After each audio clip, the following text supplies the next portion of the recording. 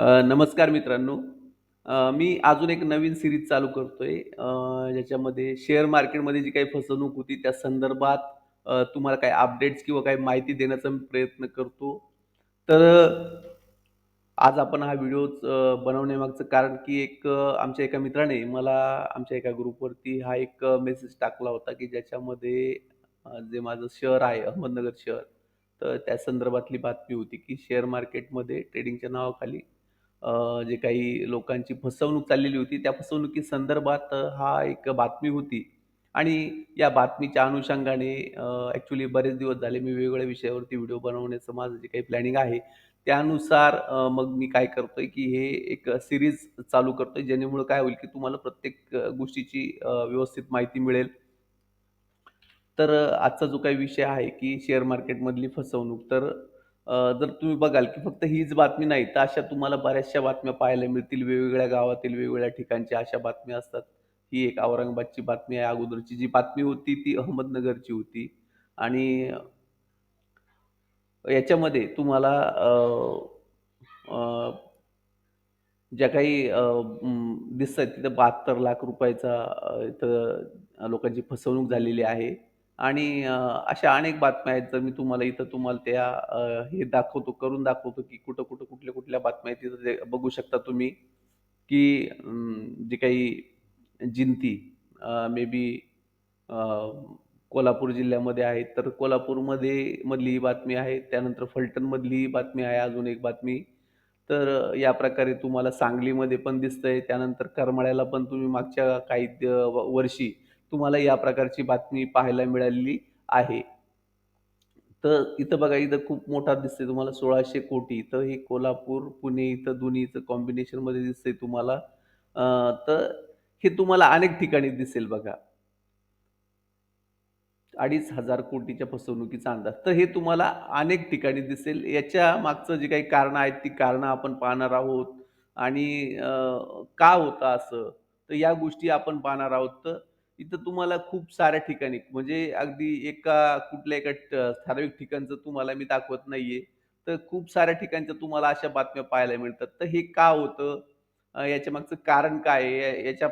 यापासून नक्की ॲक्चुअली मार्केटमध्ये काय असायला पाहिजे? तर या सगळ्याबाबतचं मी तुम्हाला अपडेट याच्यामध्ये देणार आहे.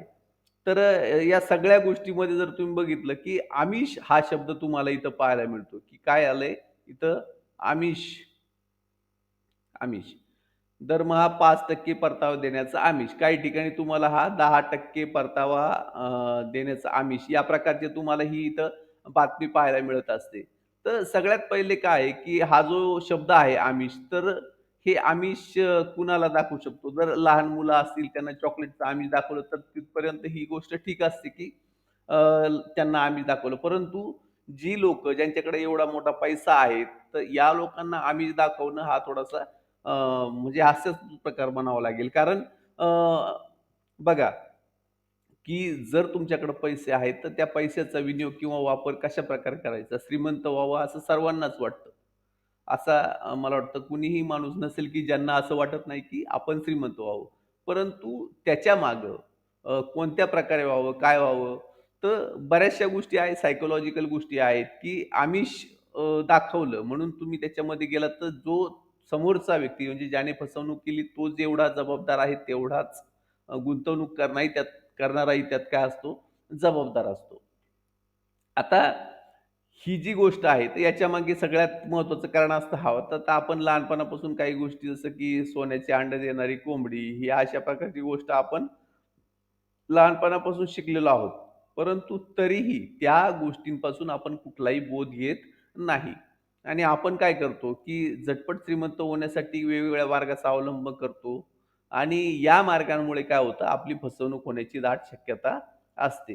अनेकही गोष्टी जसं लोभी कुत्रा नावाची गोष्ट आपण बघतो. त्याच्यातही आपण दुसरीपासून म्हणजे दुसरीच्या पाठ्यपुस्तकात ही गोष्ट तुम्हाला पाहायला मिळते. पण एक ठराविक तुम्हाला त्याच्यातून इन्कम मिळायला पाहिजे. अ, किती लिमिटपर्यंत मिळायला पाहिजे, किती मिळतो, याची पूर्ण सखोल माहिती आपल्याला असायला पाहिजे. मार्केटमध्ये तुम्ही फक्त कुणीतरी सांगतंय किंवा कुणीतरी दाखवतंय म्हणून मार्केटमध्ये आपण त्याच्यातून लगेच जास्तीचा परतावा मिळतो असं नाहीये. तर ज्यावेळेस एखादी व्यक्ती सांगते, की अमुक टक्के परतावा देतो. म्हणजे इथं तुम्हाला दिसतं, की काही जण सांगतायत, की तुम्हाला 5% परतावा देतो. काही जण तुम्हाला सांगतायत, की 10% परतावा देतो. काही ठिकाणी वर्षामध्ये 1.5 दुप्पट अशा सगळ्या प्रकारचे जे काही इमोशन असतात, त्याच्यामध्ये सगळ्यात महत्त्वाचं काय, की आपला जो ब्रेन आहे, तो ब्रेन आपण वापरायला पाहिजे, की समोरची व्यक्ती जी सांगते त्याच्यामध्ये किती तथ्य आहे, मार्केटमधून ॲक्चुअल रिटर्न किती निघतं. तर या गोष्टीचा सारासार व्यवस्थित विवेक बुद्धीने आपण काय करायला पाहिजे, याचा विचार करायला पाहिजे, की हे पॉसिबल आहे का? हे पॉसिबल आहे का? तर या गोष्टींचा ज्यावेळेस विचार करतो, तर तुम्ही साधारण आपण अंकगणिताचं किंवा जनरल मार्केटमध्ये किंवा व्यवहारात ज्ञानाचा जर थोडासा जर आपण विचार केला, तर तुमच्या लक्षात येईल की बँकेमध्ये जे काही एफ-डीचे रेट आहेत, तर एफ-डीच्या रेटचा जर विचार केला, तर इथं तुम्हाला दिसतंय की सर्वाधिक जो काही एफ-डीचा रेट आहे, डी बँकेचा हा 7.85% आहे आणि 1,00,000ला तुम्हाला किती अधिकची रक्कम वर्षभरात मिळते, तर ₹26,000 तुम्हाला मिळतात. आता इथं आफ्टर 3 इयर्स दिलेलं आहे.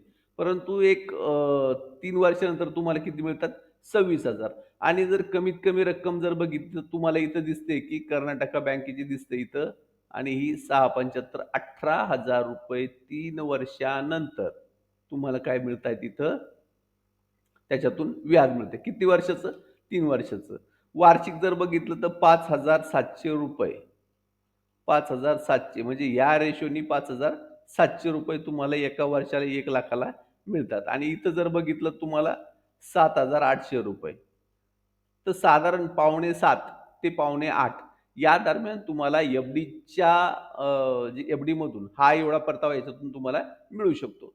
तर यापेक्षा तुम्हाला जास्तीचं काहीही मिळत नाही आणि फार-फार तर जर तुम्ही काही वेगळ्या सरकारी स्कीममध्ये केलं तर तुम्हाला साधारण 9% च्या आसपास म्हणजे ₹1,00,000 ला ₹9,00,000 यापेक्षेचा जास्तीचा परतावा मिळत नाही. परंतु या ज्या फसवणूक झालेल्या आहेत, या फसवणुकीमध्ये तुमच्या लक्षात येईल, की 10% परतावा त्यांनी सांगितलेला होता.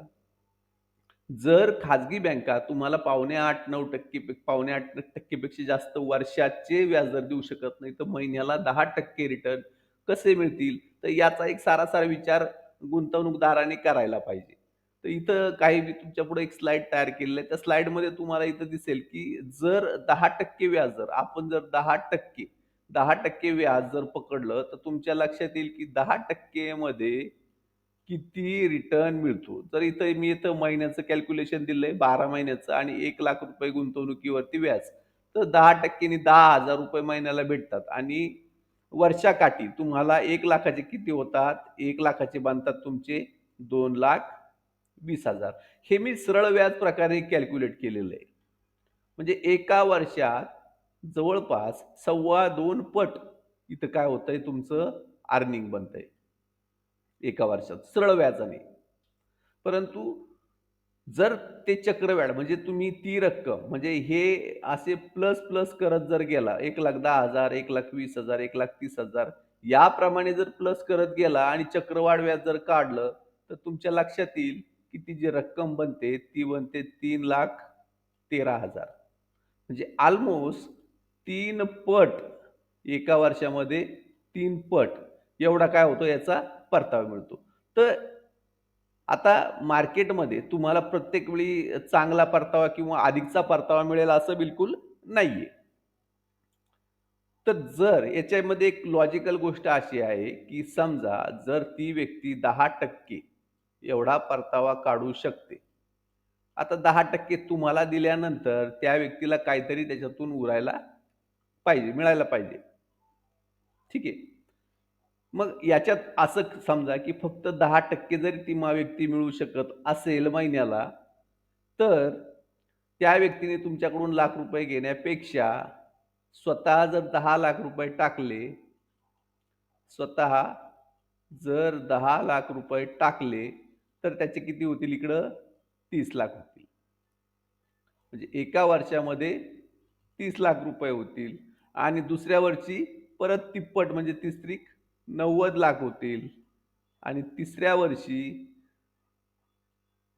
2,27,00,000 एवढी अमाउंट त्या व्यक्तीची होईल. म्हणजे लॉजिकल गोष्ट आहे, की तुमच्याकडून त्याला पैसे घेऊन तुम्हाला काहीतरी मिळवून देण्यामध्ये काहीतरी काय फायदा आहे का? तर जर कॅल्क्युलेशनचा विचार केला, तर त्याला कुठलाही फायदा त्याच्यातून जास्तीचा होणार नाही.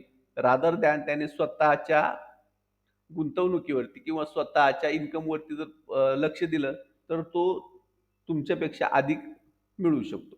मग याच्यामध्ये अगदी ₹10,00,000 जरी नसतील त्याच्याकडं, तरी त्याने जरी 1,00,000 पासून सुरुवात केली, तर त्याच्या होतात 3,00,000, 3 9 म्हणजे इथं हे पहिल्या वर्षी 3,00,000 होतील, पहिल्या वर्षी 3,00,000 होतील, दुसऱ्या वर्षी 9,00,000 होतील, त्याच्या पुढच्या वर्षी 27,00,000 अशा प्रकारे तो एका वर्षात करोडपती होऊ शकतो. मग तुमच्याकडून पैसे घेऊन तुम्हाला अ, 10% परतावा देण्यामागे तो काय समाजसेवा करतो किंवा काय त्याला गरज आहे, तर या गोष्टीचा थोडा सारासार विचार करण्याची गरज गुंतवणूकदारांना आहे किंवा असायला पाहिजे. तर आता प्रश्न उरतो, की मार्केटमधून गुंतवणूकदाराला किती परतावा मिळू शकतो? आता जर त्याचा एक जो काही स्टडी आहे, माझ्या माहितीप्रमाणे गुंतवणूकदार 2 ते 5% एवढा परतावा मार्केटमधून काढू शकतात. फक्त त्याला काय आहे, की स्वतःकडे त्याला नॉलेज असणं गरजेचं आहे. नॉलेज असणं गरजेचं आहे. जर त्याला स्वतःला नॉलेज असेल, तर तो काय करू शकतो, त्याच्यातून परतावा काढू शकतो. आता नॉलेजसाठी सगळ्यात काय तुम्हाला, की मार्केटमध्ये शेअर मार्केट तुम्हाला अगोदर शिकणं गरजेचं आहे. त्याच्यात तर मार्केटमध्ये तुम्हाला इथं दिसतं, की मार्केटमध्ये वेगवेगळ्या गोष्टी असतात. त्या सगळ्या गोष्टी तुम्हाला शिकायला. आता बऱ्याच जणांना असं वाटतंय, की स्टॉक मार्केट शिकणं फार काही अवघड आहे. तर स्टॉक मार्केट शिकण्यासाठी तुम्हाला कुठल्याही डिग्रीची गरज नसते. म्हणजे तुम्हाला बेसिक गोष्टी येत असतील. बेसिक गोष्टी म्हणजे काय?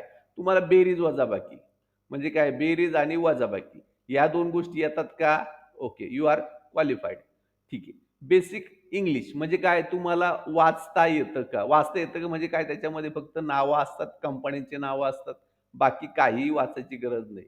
म्हणजे काय? तुम्हाला रीडिंग येतं का फक्त? English reading. Okay. English reading येतं का? ओके. इंग्लिश रीडिंग येतं. You are qualified. आता कंपन्यांचं समजा तुम्हाला फंडामेंटल म्हणा किंवा त्यांचं जे काही बॅलन्स शीट जर चेक करायचं, मग तुम्हाला सी-एचं तुमचं नॉलेज असायचं गरज आहे का? तर असं बिलकुल नाही, की तुम्हाला सी-एचं नॉलेज असायला पाहिजे का? नाही. तर याच्यामध्ये 2 काय तुम्हाला बेरीज वजाबाकी येते. ओके, ठीक आहे. You are qualified. तुम्हाला इंग्लिश वाचता येते. ओके, ठीक आहे. आता याच्यामध्ये काही वाचावं लागत नाही. फक्त काय असतं कंपनीचं नाव आहे, तर ते नाव टाइप करायचं असतं. तर ते नाव टाइप करता आलं पाहिजे. ओके. अ, त्याच्यानंतर तुम्हाला काय आहे, की मोबाईल मोबाईल किंवा कॉम्प्युटर या दोन्हीपैकी एक तुम्हाला काय करता आलं पाहिजे, ऑपरेट करता आलं पाहिजे. म्हणजे ते चालवता आलं पाहिजे. आपल्यापैकी बरेच जे लोकं आहेत त्यांना जे स्मार्टफोन वापरतात, तर त्यांना मोबाईल बऱ्यापैकी येतो. कॉम्प्युटरमध्ये काही फार त्याच्यामध्ये तुम्हाला अगदी डीप नॉलेज असायला पाहिजे अशी गरज नाहीये. तर ह्या बेसिक गोष्टी जरी तुमच्याकडे असतील, तरी तुम्ही काय करू शकता, स्टॉक मार्केट शिकू शकता. आता याच्यानंतरचा जो प्रश्न असतो, की स्टॉक मार्केट किती दिवसात शिकू शकतं? साधारण तुम्ही स्टॉक मार्केट 1 ते 3 वर्षामध्ये चांगल्या प्रकारे ट्रेन होऊ शकता. किती? 1 वर्ष ते 3 वर्ष.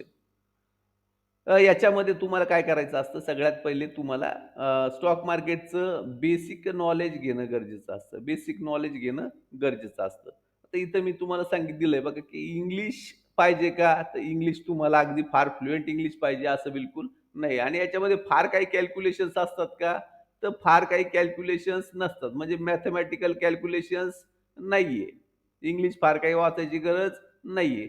तर हे काही फार कॉम्प्लिकेटेड गोष्ट नाहीये. अगदी सर्वसाधारण व्यक्तीसुद्धा तुम्हाला दिसेल, की स्टॉक मार्केट शिकू शकतो. तर याच्यानंतर तुम्हाला काय, की कसं शिकायचं हा एक प्रश्न असतो. तर याच्यासाठी मी काय सांगतो, की YouTubeवरती तुम्हाला बेसिक स्टॉक मार्केट तुम्ही शिकू शकता. बेसिक मार्केट म्हणजे स्टॉक मार्केटबद्दलची बेसिक माहिती ही पूर्णपणे 100% तुम्ही काय करू शकता, शिकवू शकता YouTubeवरून. आता याच्यावरती मी एक सेपरेट व्हिडिओ बनवणार आहे, की कशाप्रकारे तुम्हाला ते YouTubeच्या माध्यमातून बेसिक नॉलेज मिळवायचं. त्याच्यानंतर कोणकोणत्या गोष्टी शिकायच्या, काय सर्च करायचं. बऱ्याचदा काय असतं, की आपण स्टॉक मार्केट शिकताना नक्की मी कुठून सुरुवात करू? नक्की याच्यामध्ये कोणते व्हिडिओ बघू? हा मूळ प्रश्न असतो. मग मग हा या प्रश्नासाठी पण मी एक व्हिडिओ बनवतो, की हाऊ टू लर्न किंवा YouTubeच्या माध्यमातून बेसिक नॉलेज कसं मिळवायचं स्टॉक मार्केटचं. तर याच्यावरती पण मी एक सेपरेट व्हिडिओ बनवणार आहे. त्याच्यात तुम्ही ते जे काही कंटेंट्स असतील किंवा जे काही लिस्ट असेल, त्या लिस्टमध्ये तुम्हाला त्याचे तुम्ही स्क्रीनशॉट काढू शकता आणि त्या याच्यानुसार, स्टेपनुसार तुम्ही काय करू शकता, YouTubeवरूनही स्टॉक मार्केट शिकू शकता. आता राहिली प्रश्न, की तुमच्या मनामध्ये किंवा अजून कोणकोणत्या अशा गोष्टी? आता हे बघा, बेसिक शिकल्यानंतर तुम्हाला काही गोष्टी ॲडव्हान्समध्ये शिकायच्या असतात, की ज्या गोष्टी तुम्हाला YouTubeवरती पाहायला मिळत नाही. YouTubeवरती तुम्हाला म्हणजे असं स्टेप बाय स्टेप किंवा अगदी ॲक्युरसी असलेलं कंटेंट तुम्हाला YouTubeवर मिळेलच असं नाही. तर याच्याकरता तुम्ही काय करू शकता, एखादा कोर्स करू शकता. कोर्सच्या माध्यमातून तुम्ही ते शिकू शकता, की कशाप्रकारे वेगवेगळ्या प्रकारे तुम्ही त्याच्यातून मार्केटमधून तुम्ही काय करू शकता, इन्व्हेस्टिंग किंवा स्विंग ट्रेडिंग या अशा वेगवेगळ्या प्रकारातून तुम्ही पैसे कमवू शकता. आता राहिला प्रश्न, की अगोदरच्या फसवणुकी. तर सगळ्यात महत्त्वाचं काय, स्टॉक मार्केटमध्ये तुम्ही कुणालाही पैसे द्यायचे नसतात. पैसे कुणालाही द्यायचे नाहीत. कारण काय होतं, की स्टॉक मार्केटमध्ये जर तुम्ही समोरच्याला पैसे, जसं मी मागे एक्सप्लेन केलं, की आत्ता काही वेळापूर्वी मी तुम्हाला एक्सप्लेन केलं, की ज्याच्याकडे नॉलेज आहे तो दुसऱ्याचे पैसे घेऊन कधीही मार्केटमध्ये लावत नाही. ही गोष्ट अधोरेखित करा. माझ्याकडे नॉलेज असेल, मी लोकांचे पैसे लावणार नाही. का लावणार नाही? कारण मला माझं अकाउंट हँडल करायचंय आणि मला त्याच्याकडे फोकस करायचा आहे. जर मी 2-2, 3-3 अकाउंट हँडल करत बसलो, तर त्याच्यामध्ये काय होईल, आपल्याला वेळ वाया जातो आणि हा वेळ खूप मार्केटमध्ये इम्पोर्टंट आहे. तर आजचा जो काही व्हिडिओ होता त्याच्यामध्ये बऱ्याचशा गोष्टी मी तुम्हाला सांगितल्या, की मार्केटमध्ये ही जी फसवणूक होती यासाठी तुम्हाला अ, सगळ्यात महत्त्वाचं काय आहे, की नॉलेज घेणं गरजेचं आहे. मार्केटमध्ये जर तुम्ही स्वतः नॉलेज घेतलं, तर तुम्हाला डेफिनिटली त्याच्यातून 2 ते 5% महिन्याला रिटर्न मिळू शकतो. पण तुमचं नॉलेज पाहिजे, तुमचा एक्सपिरियन्स पाहिजे. मार्केटमध्ये फक्त तुम्ही नॉलेज घेऊन उपयोग नाही. म्हणजे मी हे वारंवार उदाहरण देत असतो, की समजा एखादा डॉक्टर आहे आणि त्याने सर्जन किंवा ऑपरेशन या विषयामध्ये जर त्याने डिग्री मिळवली, अगदी तो गोल्ड मेडलिस्ट जरी असेल, तरी त्याला काही दिवस प्रॅक्टिस करावी लागते. वकील असेल, त्याने एल-एल-बी केलं, पास आउट झालाय, तरी तो काय करतो, एखाद्या मोठ्या वकिलाकडे 4-2 वर्ष काम करतो. तर या प्रकारे मार्केटमध्ये काम करावं लागतं, शिकावं लागतं. थोड्या दिवसांनी तुम्हाला समजेल. आता बरेच लोकं आपले काय करतो, गुजराती, मारवाडी लोकांना आपण नावे ठेवतो मार्केटमध्ये आणि हे लोकांची मक्तेदारी. मक्तेदारी म्हणजे काय, तर घरापासूनच या गोष्टीचं नॉलेज होतं. तर आपल्याला पण काय करावं लागेल, या गोष्टी शिकून आपल्याला पुढच्या पिढीला हे नॉलेज ट्रान्सफर करावं लागेल. तरच काय होतं, आपण त्यामध्ये शिकू शकतो किंवा त्याच्यातून काय करू शकतो, अर्निंग करू शकतो. तर ठीक आहे, या सीरीजमध्ये अजून मी काही वेगवेगळे व्हिडिओ बनवणार आहे. तर फसवणुकीचे वेगवेगळे प्रकार. तर यामार्फत मी तुम्हाला कोणकोणत्या प्रकारे फसवणूक होती, तर यावरही मी तुम्हाला व्हिडिओज बनवून देणार आहे. ज्याच्यामुळं काय होईल, की तुम्हाला समजेल, की हां, मार्केटमध्ये या प्रकारे फसवणूक होती. कुठल्या गोष्टी तुम्हाला टाळायच्या आहेत. तर ही सगळी गोष्टी मी तुम्हाला YouTubeच्या माध्यमातून मांडणार आहे. जर तुम्हाला व्हिडिओ आवडला, लाईक करा, शेअर करा, सबस्क्राईब करा. Thank you and Jai Hind.